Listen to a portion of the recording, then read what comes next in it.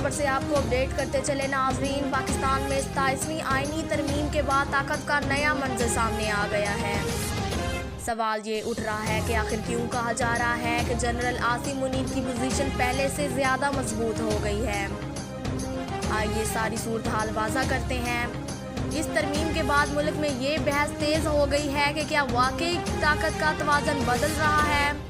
نئی تبدیلی کے بعد فوج کا کردار اہم قومی اور سیکیورٹی فیصلوں میں پہلے سے زیادہ نمایاں ہو گیا ہے، اور یہی وجہ ہے کہ سیاسی حلقوں میں اس پر شدید گفتگو جاری ہے۔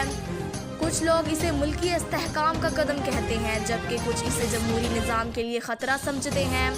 اب سب کی نظر اس بات پر ہے کہ آنے والے دنوں میں یہ ترمیم پاکستان کی سیاست اور فیصلوں پر کیا اثر ڈالتی ہے۔ ناظرین، یہ تھی آج کی اہم اپڈیٹ۔ جیسے اس حوالے سے کوئی خبر سامنے آتی ہے ہم آپ کو فوری اپڈیٹ کریں گے۔